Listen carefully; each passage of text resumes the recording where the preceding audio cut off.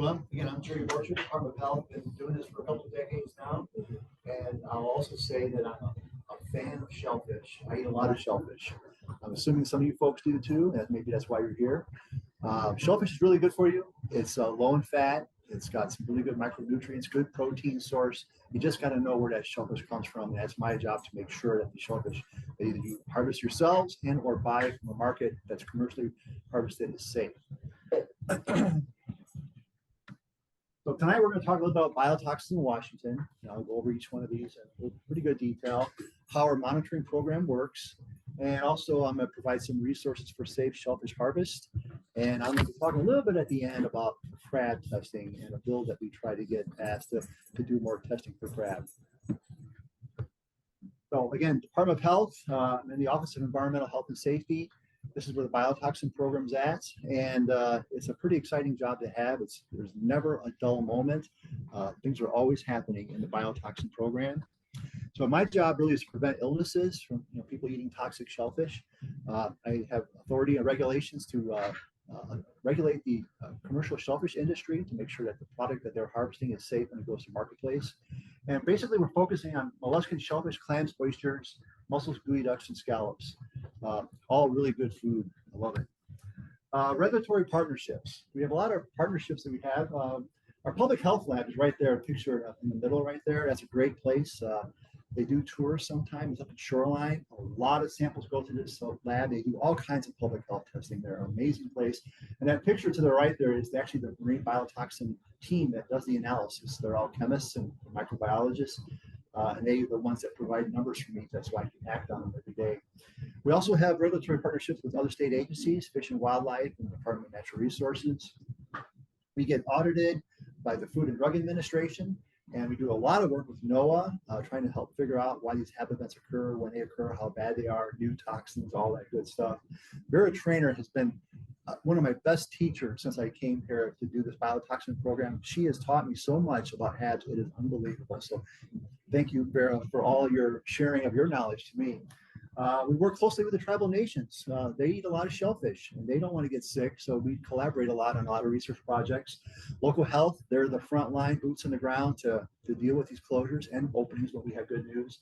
Of course, we work with the industry, and we have a lot of volunteers. We have the largest marine biotoxin program in the United States. We have to because we have a lot of biotoxins here, and we monitor for them year round. But we rely on a lot of citizen scientists to collect samples. We couldn't do it without them. So this picture here just kind of sets the tone, and this is starting to happen right now. Typically end of March throughout April and into May, our office gets slammed with phone calls from people saying, hey, I got some beachfront property in Puget Sound, and I was going to have an oyster barbecue this weekend with family and friends, a big gathering of people, but I looked out and the water has got like blood on it. Am I going to kill my family and friends? And to answer that question, again, we get this call every year, over and over and over again. You can never tell by looking at the water if it's safe, the shellfish are safe, which is why we test shellfish tissue for the presence of these biotoxins. But what this picture shows, and it could be red, it could be brown, it could be creamy color, it could be any color of these blooms. It just means that the environmental conditions have all come together just right. So whatever types of plankton is in the water, it can grow so rapidly, it can color the water. So the environment is perfect for rapid growth. But again, you can't tell if shellfish are going to be toxic by looking at the water. In fact, some of the most severe toxic blooms we've ever had in Washington State since I've been here, and this is one of the toxins, a real killer, paralytic shellfish poison, the water was crystal clear and the levels of toxin in the shellfish were extremely lethal. So why do we care? Simple cartoon, shellfish, imagine a little pump, a filter pump, filtering a lot of water. Little particles in the water are the algae. If they're toxic, they're going to concentrate that into their gut. And if you eat that shellfish and there's toxin present, you can get sick, or worst case scenario, you could die. But that's kind of the bottom line right there. So what are biotoxins? They're naturally occurring. They're chemicals produced by some plankton. There's only a few species of plankton here in Washington that are known toxin producers. Many other species that are just good food for shellfish. They can get concentrated in shellfish tissue. Like I say, shellfish filter a lot of water. One thing I really have to mention is these biotoxins cannot be destroyed by cooking or freezing. A lot of people ask that question all the time. If I can cook it or if I just freeze it really hard, then I'll get rid of the toxins, right? No, these are extremely stable compounds. They do not break down with cooking or freezing. And the only way to avoid getting sick is to avoid contaminated shellfish. And I'm going to say it again, cooking and cleaning or freezing a shellfish does not remove biotoxins. We just get this call so many times. So again, if the shellfish is toxic and there's a closure at a public beach that you want to go to, if you look at our map or you get a call our office, don't harvest the shellfish, period. That's how you avoid toxins. We have 3 different biotoxins here, and it looks like that top bar kind of covers the back. So again, PSP, we kind of talked about that. I'll go more in detail with a little bit more slides. Diuretic shellfish poison in the middle column, Dinophyceus species. This is also a dinoflagellate. Okadaic acid, this is not a neurotoxin. We started monitoring for it in 2012, and there'll be some history about why. We had an illness for that in 2011. That was the first official DSP illness in the United States here in Washington. About 2,500 shellfish samples a year. The action level is equal to or greater than 16 micrograms per 100 grams of shellfish tissue.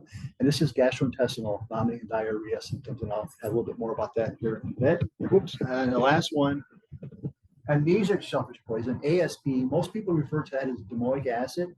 It's caused from Diatom pseudonychia. There's a variety of species of pseudonychia out here. The toxin is domoic acid. We started monitoring for it in 1991. And we do about 2,000 to 2,500 samples a year. Action levels equal to or greater than 20 parts per million in the shellfish tissue. And there's really 2 stages of illness for this one. This could be gastrointestinal to start with. And yeah, another problem here. It's not in. It's not sharing still? No, it's just not in screen sharing mode for them. But we see it as screen sharing. All right, let's just see. Okay. See if it. Check in with somebody. Okay, where to go? But anyway, these are the 3 biotoxins. Sorry for the little technical difficulties. Now we're going to talk a little bit more about each one of these toxins here. So amnesic shellfish poison, domoic acid. This is some pseudonychia here cells. Again, there's a lot of different pseudonychia species found in both Puget Sound and on the coast here in Washington. They don't always produce toxin.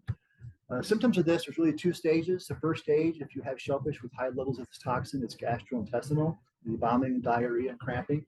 If you have a higher level exposure to this toxin, that's when the neurological symptoms kick in. It could be a headache, dizziness, there could be some seizures, motor weakness. You can have slip into a coma, and you can die from this toxin.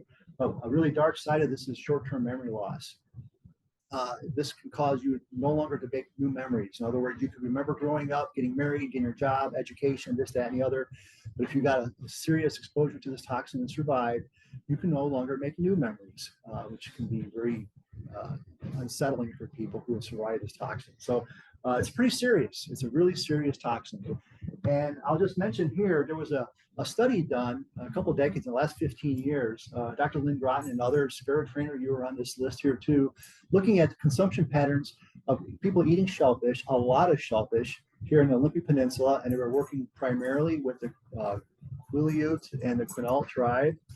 But basically, she was doing a study looking at people who eat a lot of shellfish. And here on the Olympic Peninsula, an abundant resource is razor clams. And during this 8-year study, there was very little domoic acid closures. But what was found out that if people eat a lot of shellfish, more than 15 razor clams per month, each month over the course of a year, what we call super shellfish eaters, they had some memory loss. And the way this was explained, if you look between my hand, between my 2 hands is normal memory, and you go above my top hand, you're in super good memory, and below my lower hand here, you're below average memory. So this is normal memory. The people who ate a lot of clams in this study, these are razor clams off the Olympic Peninsula, they were in a lower range of normal memory. And an advisory was put out and suggested that if people eat in moderation, not become super razor clam consumers, but maybe just eat 15 clams per month, each month over the course of the year, their memory that was in a lower range of normal actually went back to the middle. So they were able to recover some of that memory loss by eating less clams. Is that just razor clams or all clams? This was razor clams. It was specifically looking at razor clams because on the coast, that's where we mostly see this toxin showing up, domoic acid or amnesic shellfish poison. So based on this study, we brought it to health, and Now I can't advance. I'm going to try it this way. Oh, there we go. There's other ways to get around it. So this is the clam beaches that we're really focusing attention, but we're also looking primarily on the Olympic Peninsula here. And so our toxicologists at the Department of Health looked at this study, and we thought it was a good, sound study, and we agreed. So we actually put out our own health advisory for people eating razor clams, and we recommend that people eat no more than 15 razor clams each month over the course of a year. And if you do that, you should have no memory problems when we have a razor clam opening, because there's just low levels of this toxin present. And this is especially for people who are women who are wanting to become pregnant or pregnant, elderly folks, people with compromised renal functions. And the tribes also kind of support this in their own tribal health centers about this advisory, recommending eat clams in moderation. Oops. Okay. Now I want to talk a little bit about paralytic shellfish poison. Did I skip a slide? Yeah, there's just a slide showing some cells right there. These Alexandrium cells, when they grow really fast and abundant, they actually form chains. And if you look through a microscope, they look like little snakes moving around. That's a lot of cells. And when I see that, it's like, yikes, bad times ahead. So here, this slide talks about the symptoms. So PSP, again, paralytic shellfish poison, people sometimes call that red tide. The onset could be fast, in 30 minutes. I've talked to one person in Washington who had a severe case of PSP, and they had symptoms in about 10 minutes. So it could be really fast acting. Minor symptoms could be gastrointestinal, vomiting, and diarrhea. They're a little feeling dizzy, but really what people are feeling is this tingling of the mouth and tongue. And then this kind of progresses to the fingertips and toes. They get kind of numbness in their fingertips, and they have to concentrate on like moving their arm because their arm just really wants to relax because they're becoming paralyzed. And with the highest level of toxin exposure, your diaphragm becomes paralyzed and you can suffocate. And this picture here was something we got a courtesy from the Tacoma News Tribune back in August of 2000. In the south part of Puget Sound, we had a closure. It was already in place. And this person here was a landscaper. He was doing some landscaping work at somebody's home in the South Sound. And the owners of the home were from California. They had just arrived, and they did not get the news that there was a biotoxin closure in this body of water. And this landscaper said, "It's a beautiful day. I see a lot of mussels on your dock. Can I bring these mussels home and cook them with my family?" And they said, "Sure. We just got here, you know, thanks for cleaning up the yard and all that. Yeah, you can have those mussels." His wife cooked them up, and he started eating these. And right away, he started getting a tingling sensation in his mouth. And he started having a hard time moving his arms and legs. And then he started labor breathing kicked in. And they called 911. The folks were aware of what PSP toxin was, what the symptoms were. An ambulance came and got him. When he got to the hospital, the doctor in charge saw that he was having labored breathing. He was almost going to die. He was becoming completely paralyzed. The doctor had a choice to either pump his stomach to remove the toxic mussels that he was eating, or just hook him up to a respirator and let the machine give him oxygen. And he hooked him up to a respirator, and he was in a coma for almost a week, I think, 5 days or something like that. He recovered because he had oxygen. And the doctor reflected on his case and said, you know, had I taken the time to pump his stomach, he probably would have died because he would have lost that oxygen to the brain. So the right decision was to hook him up to a respirator. So this is a very fast-acting toxin. Death can come on as fast as 15 minutes. Diuretic shellfish poison, DSP. We have a lot of different species of dimophysis here in Washington State, both in the Sound and on the coast and coastal bays. Different species, some produce more toxin than others. The symptoms of this can be pretty mild. And this is an okadaic acid, it's a toxin. The action level, again, is 16 micrograms to or greater than per 100 grams of tissue. Most people, if they have DSP, it shows up 2 to 3 hours after eating toxic shellfish.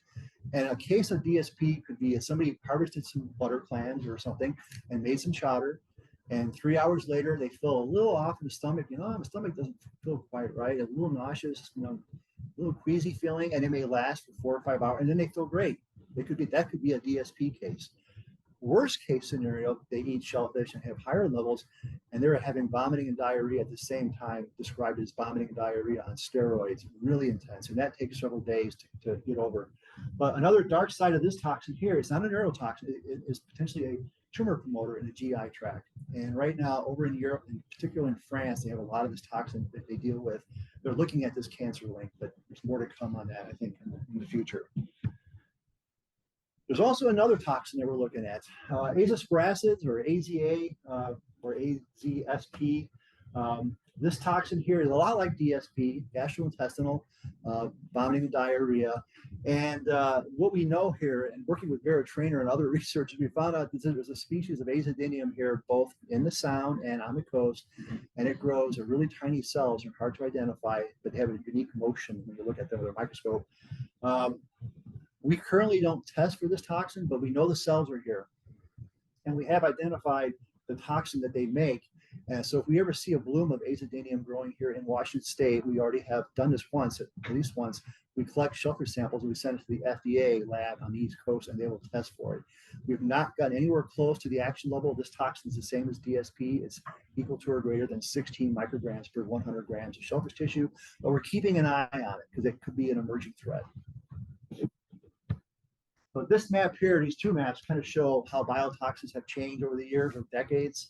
And this is from Woods Hole organization here. Pre-1972, we had PSP in Washington State. Right there, that one little dot. Well, now we have three different toxins, like the ones I just mentioned, PSP, ASP, and DSP. They're all occurring both on the coast and in Puget Sound, and it's something we monitor for all the time. So what's going on with these HABs in more recent times? So I've been here for a couple of decades. There's definitely been some changes. One thing we're seeing now is that the season is expanding. So years ago, I had a student work with me. It was part of a freshman fellowship program with the Washington Sea Grant, and they worked with me for a year. And I was trying to see what kind of trends are we seeing in biotoxins? Is there a trend? And she looked at all our data. Again, we have a lot of data. We've been testing for many years, and we found out and verified that yes, these blooms are happening earlier in the year. And they start like, they used to start like in June for the most part. And now they happen in April, sometimes even in February, March, not that many, but we're getting wintertime closure events now we never used to. And it used to kind of end in September, maybe early October. Now we get blooms that happen in October, November, even December. So it's becoming, the core of the season is still summertime. I would say April, May through October, but that's, originally years ago, it used to be really just June through September. So there's definitely a longer season. We're seeing it in the environment, in the terrestrial environment, the trees blossoming earlier, people cutting grass earlier. The season's expanded. Same thing is happening in the ocean. The season for growing plankton, when they're happy and blooming, is also expanding. We're also, because of this, we're seeing closures that are lasting longer, a lot longer than they used to. We can have a closure in one area, it could last for weeks, maybe months. Especially when they happen late in the season. When we get these closures in November, the water's cooling down, the metabolism of the shellfish slows down. These closures can last all winter then until the water warms up.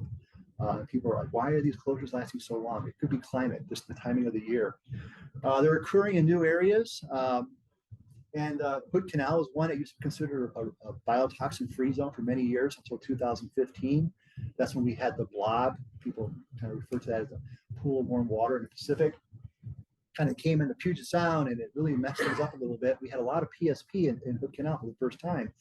A lot of people were like upset, wondering, is this real? What does it mean for my farm? If I'm a farmer dealing with aquaculture and all that, it doesn't happen every year, but now it's starting to show up in new places, and it always has been kind of spreading around. We're also seeing new closures that we have two different toxins occurring at the same time. And like this example here, PSP and DSP, we see that really frequently every year now.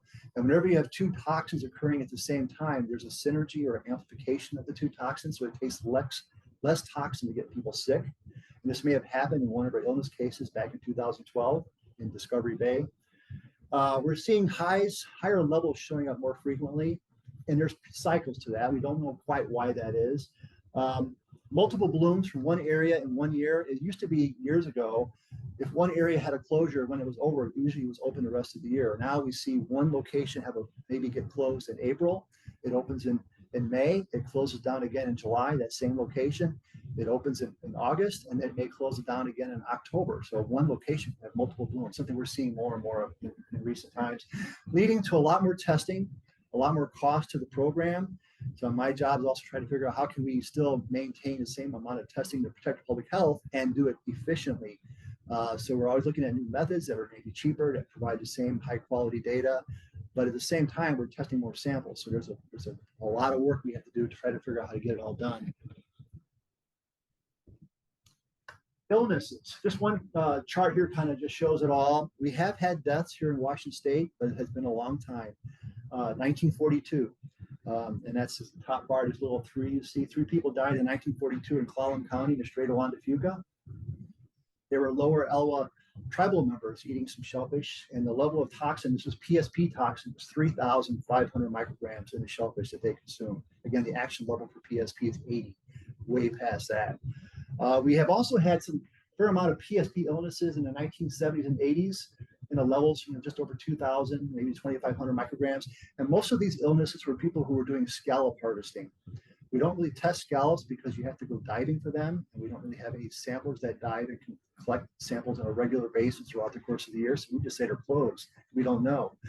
And also some scallops, like pink scallops, move around. One day they could be thousands of them in one spot, and then currents, something aggravates them, and they all just kind of flutter away like butterflies, and they can disperse to blooms that may be occurring in different places and pick up toxins. And that's why we have to test scallops. If there is ever a commercial fishery, and there has been, we have to do lot testing. Every individual harvest has to be tested and make sure it's free of toxin before it can be sold. And which leads to a lot of places people don't want to harvest them because it's too much time. We actually then have some suspected illnesses in 1991 for ASP, domoic acid toxin. That's when we found out we had a problem here, and they're suspected because we knew the level of toxin was over the action level, which is 20 parts per million for domoic acid, ASP toxin. But there was also some illnesses going around at the same time. So there were some questions about were these truly domoic acid illnesses. But if people can eat a lot of razor clams, myself included, and if they eat a lot of razor clams, even with a fair amount over the action level, you potentially could get sick from that. We also, like I mentioned, we had the first DSP case in Washington State. This was in 2011 in Squim Bay. There was a family of people harvesting mussels there, and they actually called me and they said they thought they had biotoxin silt illness. And sure enough, we actually had tested shellfish that was collected that same day by a tribe that was in the area. And sure enough, it was 10 times the action level. And so the DSP action level is 16 micrograms per 100 grams of shellfish tissue. They were eating shellfish that was 160 micrograms, 10 times over the action level, and they were very ill. And we had an illness just 2 years ago, and that was in Island County. We had a butter varnish clam closure. There were signs up. Our maps showed that it was closed, and sometimes people ignore the warnings because they said, I don't really see butter clam closures here. That can't be real. I'm going to get some butter clams. They ate a lot of butter clams and they got sick. But good happy ending. Nobody died from anything like that. Biotoxin management. Is things still working? Yes. The buttons are switching which ones work. But anyway, so biotoxin management, we have really 2 plans. We have a contingency plan to deal with new toxins that we don't quite are aware of yet. We're looking for, but based on illnesses or people looking at plankton in the water. And these are required management plans through the FDA who audit our program. We also have a management plan, and that's dealing with the toxins that we have already. We know about PSP, ASP, and DSP, the ones that we're talking about. And it gives us authority to open and close areas. We have management strategy when people have to submit samples. We have levels of toxin, when it triggers a closure. We have a lot of communication. A lot of work goes into a management plan. They're like Bibles for a biotoxin program. So when we close an area, there's really one thing we do. We test a lot of shellfish samples. I've been talking about that. Again, a very large, extensive biotoxin program here in Washington State. So we actually open and close areas just on the level of toxin in shellfish here in Washington. And we'll talk more about here in a minute how the samples get to the lab and what they do. But that's our regulatory side. We also have a phytoplankton monitoring program. That's our early warning component that lets me know that people are starting to see toxic cells in an area, and it helps me to prioritize how often we collect shellfish and also to prioritize the sample testing at the public health lab. So tissue monitoring. This kind of slide pictures here, we have a box. We have a lot of people who submit samples. We give a lot of training for people how to pack them properly, label the bag, put the site on it, the date on it in case paperwork gets mixed up, so we still can identify the sample. We give people boxes and gel packs and bags, everything they need to send a sample in. We also have a cage there. That's a mussel cage, and we have these mussel cages spread all over Puget Sound and on the coast. It's for quick and easy sampling. You just pull a cage out of the water, take the sample out, throw it back in the water, you're good to go. These samples, primarily they're mussels. results in both sport closures and commercial closures. Sport closure, it just takes one mussel sample representing a body of water that goes over the action level for any one of these three toxins I talked about, and we have an all species closure for that water body. Commercial then is notified, and if they're harvesting, they have to start submitting samples immediately at that time to see if their product is safe. They're like kind of a holding pattern until we test it. If we get a commercial sample that's toxic, now we have a commercial closure, and those commercial closures sometimes are species specific, or if we see several samples coming in, we just say all commercial samples in this body of water are now closed as well. And we, again, this sentinel mussel program we're talking more about is really like the canary in a coal mine. We test a lot of mussels because they're super filter feeders. A lot of other shellfish are selective filter feeders. They may feed briefly and stop. Mussels just go, go, go. They filter all the time. And they're really the first species of shellfish to demonstrate toxin in this tissue when everything is happening. So people ask, so again, what shellfish picks up toxin fastest, which is sort of slowest? And there's some variability. Also, time of year, the temperature of the water, what kind of bloom is it happening? Is it a really dense bloom? But again, mussels first to pick up these toxins. They get to our highest levels typically for all our toxin monitoring. Next, usually a couple days later, depending on the bloom, it's your oysters and your steamer clams, your mussels, your manila clams and little necks, usually the next to get toxic. Followed by your gooey duck. Gooey duck are kind of unique because they're located in subtidal deeper waters and they feed different than other shellfish. Razor clams are kind of unique because they're mostly impacted by domoic acid, but can get these other toxins as well. The last shellfish usually to pick toxin are horse clams. They're usually late on the show as far as getting toxic. I don't know why that is, but that's just a general rule for how shellfish pick up these toxins. If we get a big bloom of any one of these toxins, all the shellfish can become toxic in 24 hours. And we've seen that happen too. It doesn't happen that often. There's usually that trend where mussels first and then oysters and steamers next. So again, mussels, a lot of mussels, and there's that cage, and we put these cages with a little plaque on it saying, leave it alone, DOH, biotoxin testing, and we put them in places that are secure. A lot of times they're at marinas, there could be at a private dock somewhere, and they are placed in water bodies where we have commercial harvesting, also public beaches where people can go and recreate and harvest their own shellfish, and even in polluted areas where people sometimes ignore pollution signs. We want to make sure we're testing those polluted areas like the hardened corridor between Everett and Tacoma. There's a lot of runoff, a lot of nutrients, a lot of pollution there. So we test everywhere. On the Olympic Peninsula, the coastal bays, mussel cages are everywhere. We test mussels every 2 weeks.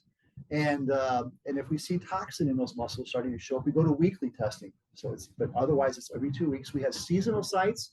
Seasonal is now April through October, where we have really enhanced coverage, and we have lesser coverage in the winter months because we're less likely to have blooms, but you still have enough samples to tell us if there's some situation with our less coverage in the wintertime. So a lot about the mussels right here.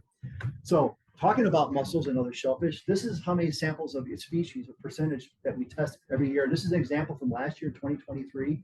60% of the shellfish we tested was mussels for all the reasons I mentioned.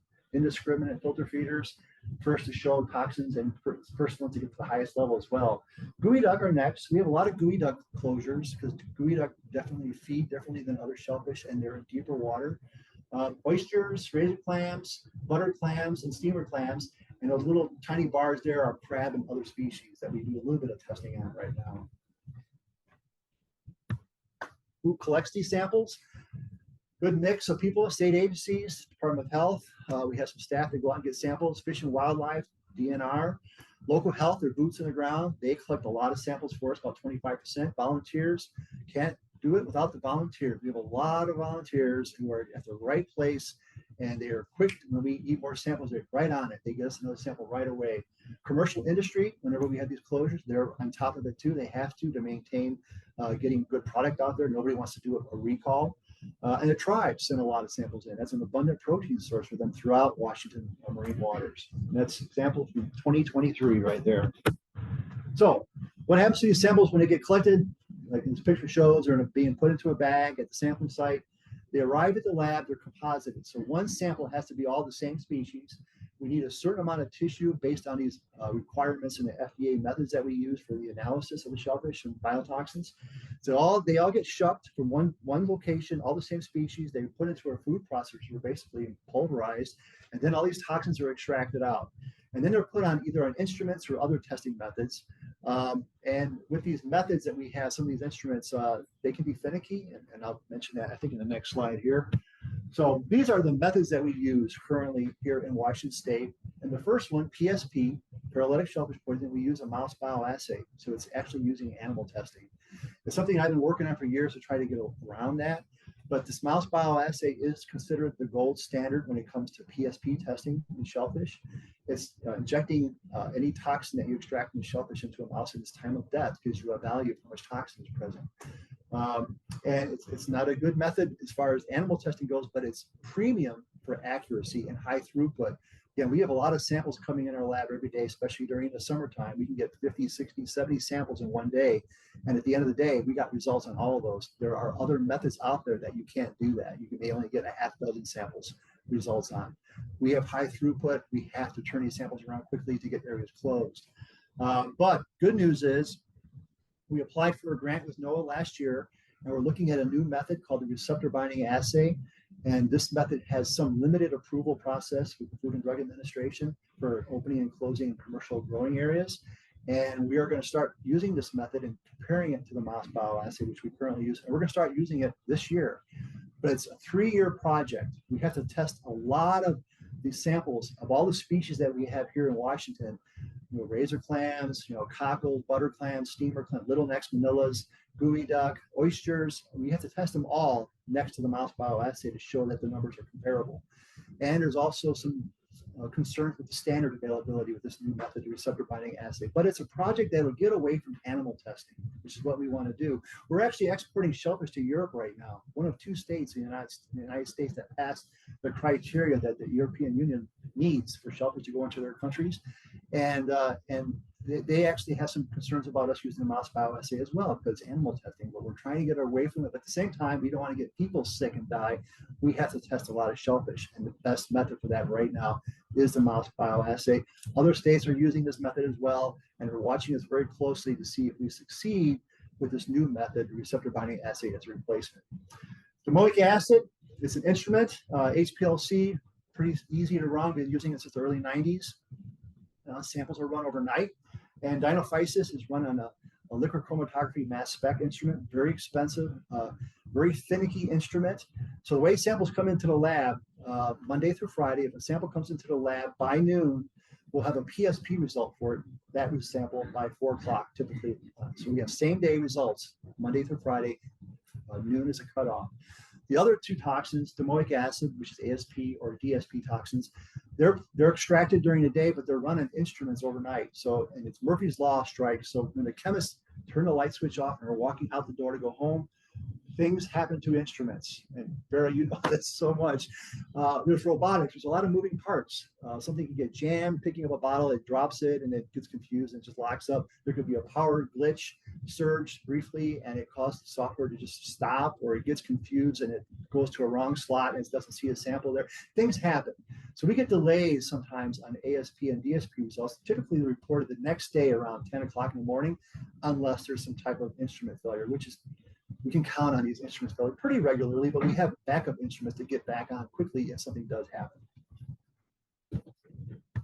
And at the end of the day or the next morning, I get results like this. And based on those numbers I get, it's time for me to open and close areas. We close areas if they're over the action level, and we open areas if they also meet a criteria of a minimum of 2 good samples that are below the action level. So again, when these samples come in, and this is a picture of one of our shellfish signs we put at public beaches to let people know it's closed. And I'll just mention a little bit about this sign right here. We use a lot of symbolism on there. We have a lot of languages on there from different parts of the world, people who live here in Washington State. But unfortunately, some people, even though they're from these countries, they may not know how to read their own language. And so we also have these symbols. So skull and crossbone, we use colors that kind of get people's attention. And we use the international symbol line through it with pictures of shellfish, don't eat. So people get this. In polluted areas of Puget Sound, we have pollution signs up all the time, newer sewage outfalls or marinas. A lot of people will ignore those pollution signs. But again, we're testing even in these polluted areas where people should not be harvesting. So we even put these biotoxin closure signs up when we have a biotoxin closure, that people see that and back off for the most part. So again, we get a hot sample in, a mussel sample. It could trigger a closure, a sport closure. Like I said earlier, close to all species. We're calling the local health. They're the boots on the ground. The local health job is to do a news release. So they're looking at TV, radio, newspaper, any social media. They're blasting out there's a biotoxin closure at this area. They also are the first to put the signs out on the beach, all the public entrances saying this beach is closed due to biotoxins. Then we are calling the tribes and the industry. If industry is harvesting, they have to send samples in right away. And that gives the illusion that they're still harvesting. Sometimes they're harvesting, we're doing lot testing. They can put it on a refrigerated truck and they're waiting for a phone call for me to say it passed or it didn't pass. If it passes, they can still harvest. Again, these blooms, we have our mussel representing this big body of water, but when we're getting expanded sampling, we're getting a lot more samples and we find out there's hot spots with a body of water. And sometimes the industry can still harvest to do lot testing. But it's really intensive management time to make sure we're capturing anything that's being harvested out of the bay has to be tested first. But if one commercial sample goes hot, that's commercial closure. Tribes, same thing. They may have ceremonial subsistence harvesting going on, and if they get a biotoxin closure, they're sending samples in to confirm is there toxic, is there the toxin in the shellfish where they harvest, and if so, they can go elsewhere to harvest shellfish in an area where there's no toxin. And to lift the closure, we need 2 samples, like I said, a minimum of 2 samples a week apart, same species from the area that resulted in the closure.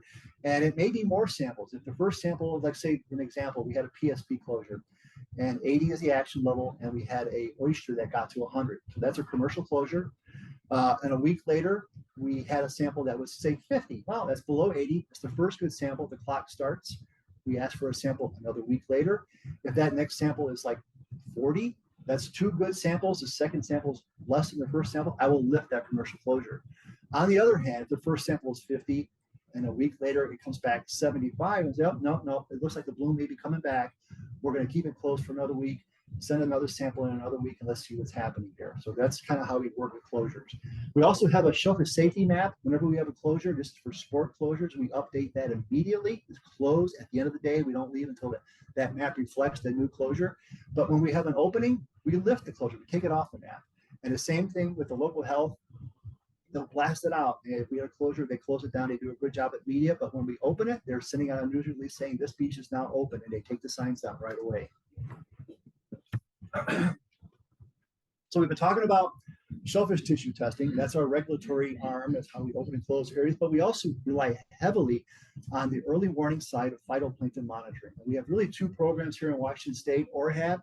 The Olympic Region Harmful Algal Bloom started in 1999. It's just for the coast and coastal bays. People are collecting water samples where we collect shellfish, looking through a microscope and seeing if they can identify the toxic species of plankton there. If they see it, they alert the biotoxin program. And then we now prioritize much more frequent shellfish tissue sampling. And we can make a lot of big decisions on even closing or opening areas, even with the early warning component of phytoplankton monitoring. In Puget Sound, we have sound toxins. Started out in 2006. Same thing, collecting water samples, looking through a microscope, seeing if the toxic cells are there. If they see it, there's an alert system that puts in place to let me know where we need to prioritize our sampling efforts. And these samples are collected weekly in the spring and summer, these water samples, and bi-weekly in the wintertime. And they do this an amazing help. And this is something also the EU, when they audited our program, a lot of states didn't have both shellfish tissue testing and phytoplankton monitoring. We have both, and that's one of the reasons why they allowed shellfish to be exported out of Washington into Europe. That was a good thing. Again, like I said, it's an early warning system. We have a shared database. A lot of managers can look at this and know right away where they need to focus attention or any potential risks to follow with a potential closure coming online. Helps me work with the lab closely to help prioritize samples with these alerts that I get from both ORHAB and sound toxins. We have a map system that was created pre-COVID. Vera Trainer, you were part of that. We also had Terry King, she used to be with Washington Sea Grant. We were kind of brainstorming. This was kind of a complex database early on in its infancy. We would get a call or an email alert that somebody noticed that there was maybe some toxic algae showing up at a site. And then you would go into the database, you logged in, and the sites didn't always match what the common name was. It may have been a marina name or a group of people that lived there or something like that. And you had to remember, what was the name of the site again? There's so many different names that each site might have. And you had to go into the site, and then you got to a bunch of spreadsheets.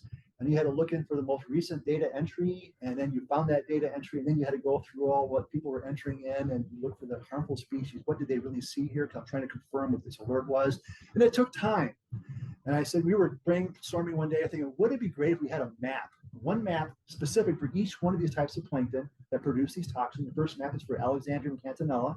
Second map is for Dinophysis, which produces DSP toxin. And the third map is Pseudonychia, which produces domoic acid or amnesic shellfish poison.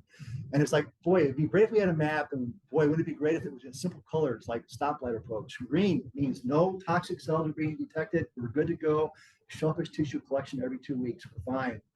Yellow, we're starting to see some cells there of that species that produces that toxin. Probably not enough to get to action level, closure level yet, but let's start prioritizing more samples coming in. Let's alert the industry and the tribes, hey, something might be happening, let's get a couple samples, kind of like a precursor. Red is all hands on deck. The cell densities at that site now are what we definitely call a bloom, and very likely the toxin levels is getting over action level in some species of shellfish. We can say, hey, if you're harvesting commercially, we're not doing a closure yet, but please stop and send some samples in, and let's make sure we're not missing anything. It's like big decisions are made with this map. This map gets updated every day as people are entering their data. I'm refreshing it every day, thinking, no, we're good to go. And I'll give an example here. Say I have a green dot, and this has happened a couple of times over the last couple of years, and it means no toxin, and we get a muscle sample in, and it was NTD. That means no toxin detected. We're good. That afternoon, I get an alert from sound toxins or something, or have saying, hey, we're getting a bloom here now. It's gone from green to red. I'll call that sampler that same day we just had an NTD and say, I know you just got the sample yesterday. Can you get another one tomorrow? Because it looks like we're getting a bloom. And I'll get a next sample the next day. And we've had a sample come anywhere from 24 to 48 hours after that first good one, and it's way over the action level. So this is where phytoplankton monitoring, that early warning component, helps us to prioritize sampling. And we have actually closed areas down much more effectively, because if we didn't have the phytoplankton data, we would be going still every 2 weeks with that sample. That site could have been open for 2 weeks. People could have been harvesting it, and people could have gotten sick or potentially died. We've seen levels go from, I once had NTD to 1,000 in like 48 hours. For PSP toxin, again, action level is 80. 1,000 will put you in a hospital. This is just a really great tool here to use. Now we're going to get a little deeper, closer look at some of these areas and different toxins. So this map here, this map's put together from my partner in a biotoxin program, Tracy Berry. Really good with maps, really good with presentations. She's done a big plus to the program over the years since she joined. About 4 years now, I think, coming on 5. But this map is specific for domoic acid, 1991 through 2023. And the darker the shade of color is where we've had more closures. And you see domoic acid is mostly a coastal problem, but we do get it sometimes in Puget Sound. A little bit of dot. This is Squim Bay. That's kind of a hot spot. We have also had Callicit Harbor right here. And we also had in Island County, Penn Cove and Saratoga Passage. We have had domoic acid closures in Puget Sound, but they're very infrequent. But on the coast, pretty common. Every few years we seem to get them. This map here kind of shows the last 5 years, and it also shows how many commercial and sport closures. We always have a lot more sport closures than commercial closures. A lot of times the industry, when they hear about a biotoxin closure, they stop. They say, we're done. We're not going to harvest here anymore. Call us when it's safe again. Or some companies, if they have a lot of opportunities, they can go elsewhere and harvest an area that's not being impacted by a bloom that's toxic. So that's why we always have more recreational closures than commercial. But in 2019, we had Squim Bay go hot with domoic acid. The coast in 2020, from every there after, and then again in 2021, Squim Bay. So Squim Bay is kind of a hotspot for domoic acid. But again, this is just a picture of the last 5 years where we've had domoic acid closures. This is a map or a graph that shows the highest levels of domoic acid since we've been monitoring for it. One thing to note here is we started in 1991, and this is the little dotted line is the action level of 20 parts per million. We had some pretty significantly really high levels in the late 90s and even into the early 2000s, and then it stopped in 2007 through 2014 and came back again in 2015. There's been some studies showing climate connections to HAB events. There's something called the Pacific Decadal Oscillation, which is the cooling a warm phase or a cool phase of the northern Pacific Ocean. And these cycles can last anywhere from 4 to 20 years or longer term cycles than the ENSO, La Nina, El Ninos that we have, like we're just coming off of an El Nino right now. But we were in a warm phase of the PDO during this time. And it seems to correlate a higher risk of domoic acid closures on the coast during the warm phase of the PDO. During this time, we were in a cool phase of the PDO. We didn't have any domoic acid closures. Good correlation there. 2015, the blob came back into Washington, our coastline, and we were in a warm phase here, and we had multiple closures. So when I look at risk and I look at climate, you know, growers will say, I'm thinking about hiring so many staff this winter to process razor clams, for example. What do you think? And I said, well, I look at the climate. Now, let's look at the PDO. Let's look at the ENSO, La Nina, El Nino. This is what the risk is. If I had a forecast, but don't count on that like a lottery ticket. You know, I'm just using the best information I have based on trends. But there's some pretty good connections here to climate on these domoic acid events. PSP, a lot of red there. That's been doing this again since the 1950s. Some areas of high, really dark means a lot more close to Strait of Juan de Fuca, definitely a hot spot. Upper part of the Olympic Peninsula, definitely a hot spot. What you'll notice here is very few places where we don't have any red. And one of those is a little tip of Hood Canal right here, down here in the South Sound, Bud Inlet where Olympia is at, and over here in Oakland Bay in Mason County. Everywhere else we've had PSP. It's spreading. You know, again, prior to 2015, we had no PSP in Hood Canal. And I guess it was more recent, last decade, we had some PSP down here in the South Sound. But it's pretty much everywhere, and there's only a few places where we don't see it.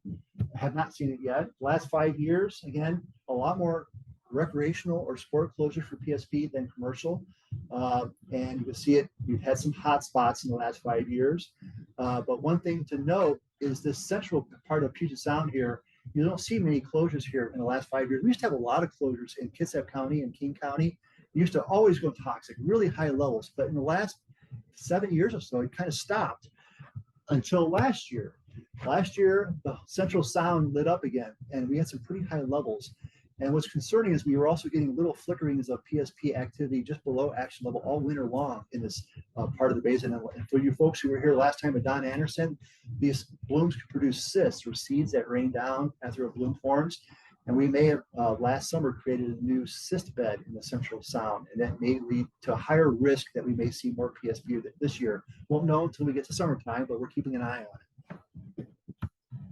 Highest levels for PSP. And I just started from the late 70s here, but this here was actually a world record in 1978. We don't have that record anymore. That record now goes to Alaska. We don't want a record like that, but our monitoring did document this. And when we had this really high level, this is super lethal levels of toxin for PSP toxin.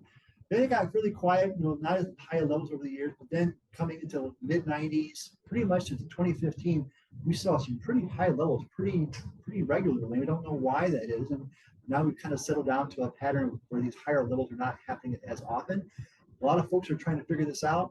I don't have a good explanation for it, but we're keeping an eye on it to help us maybe look at the future, predicting these events. Seasonality of PSP and shellfish. Again, mussels, it's primarily, you start seeing things in April now, May for sure, and it really peaks out in August and September. And it kind of comes down, but we're still seeing PSP events going on even to early winter now. And again, those PSP events that happen in the late season, they last all winter because the shellfishes hold on to that toxin. Gooey ducks here, you'll see that we have closures pretty much all year round because gooey ducks, we're talking about subtidal, they're deeper water. They feed differently. They may actually be feeding on these cysts that come down. These cysts are also toxic, these seeds that can produce a new bloom when the environmental conditions are favorable again. So we have a lot of gooey duck closures. That's most of our commercial closures are gooey duck. And then with the steamer clams and oysters, following that summer pattern more so, pretty much June through, I guess, October. DSP, we've been monitoring for this much more recently. Again, a lot of DSP on the Olympic Peninsula here, don't know why. It's everywhere. These cells that produce this, we see them everywhere we look. Certain species are more prone to produce toxin than others. Some hot spots we have, definitely Squim Bay, once again, Discovery Bay, Bellingham Bay, East Sound here in Orcas Island, San Juan County, and the super hot spot is right down here, Bud Inlet in the Olympia area. That's a persistent DSP hotspot, and researchers are trying to figure out why. Don't know for sure yet. Last 5 years, Kind of sporadic. You always see kind of Squim Bay, Discovery Bay, for the most part, Bellingham Bay, for the most part. Occasionally we get the whole coast. Philippa Bay, a couple of years ago, got closed down to DSP toxin. But what really happened weird last year, really recently, in December, is the South Sound got lit up with this toxin. So the South Sound is one of those areas where we really see biotoxin closures for any of these toxins here. And so last December, just a couple months ago, I started seeing the increase of DSP toxin in the South Sound right before Christmas, about 2 weeks before Christmas. So we actually had a sport closure at first, and then it resulted in a commercial closure. We had some commercial samples that were over the action level. And what just happened here, it caused the industry and the tribes like, what's going on? Why are we getting a biotoxin closure in the winter time when we normally don't deal with these things? If they do happen, they usually happen in the summer, very rarely. But now we're dealing with it before Christmas. And it's what toxin? DSP. It's been kind of like still the new kid on the block. They had a lot of questions. They were angry. They were frustrated. They had big orders to fill, but you were closed, and we were doing lot testing, a lot of testing. And there was so much questions about this. We actually had a public forum. We met with the industry and some of the tribal members in Shelton and Mason County and sat down with them just to talk. Hey, this is what we documented. This is the testing we did. These are the levels we saw. That's why we were calling you to send samples in. And they were just trying to figure out, because they didn't normally have to deal with biotoxins. Just an unusual time of year and a new toxin. But that's what we do. We try to summarize what happened, share it with people so they have an understanding of why we do what we do and why we closed it down and what it would take to reopen it. And it answered a lot of questions. And that's an important part of our job, communication. But and what we think happened, and we don't know for sure, again, Bud Inlet is this persistent hotspot down in Olympia, especially in the southern part of it. We think the first fall storm came up, a big winter storm actually. It came out of the southwest, and it may have dislodged some of these cells and spread them throughout the whole area. We had Eld Inlet go hot, Henderson Inlet went hot, the area around Karstein Island went hot. Never seen that before for DSP, and it caused a lot of commotion. Highest levels of DSP since we've been monitoring, 16 is the action level down here, and we get some pretty high levels. One thing on this one, rock scallops, Squim Bay, 2017, they were hotter than mussels. So scallops can pick up this toxin maybe faster than mussels can. And we were doing a study with scallops at that time just to see how they pick up toxin, how fast they depurate or lose toxin. But last year, Bud Inlet got to 170. This is a highlight, really a low light. It was the national record of 250 micrograms of DSP toxin in Bud Inlet in 2016.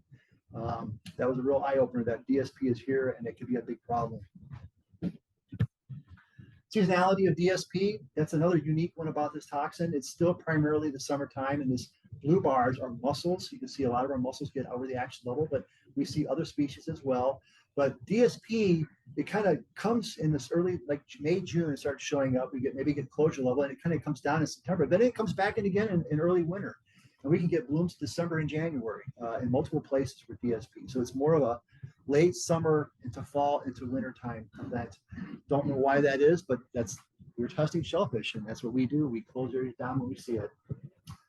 Another part of my job is outreach, kind of like what I'm doing tonight, talking about what we do at Department of Health, how do we make sure that the shellfish that you either harvest yourself or you buy it at a restaurant is safe. We, again, test a lot of shellfish. Just last weekend, it was a razor clam festival down at Ocean Shores. I was there at a booth talking to people, answering questions they had, concerns about testing or not enough testing or why we close areas down.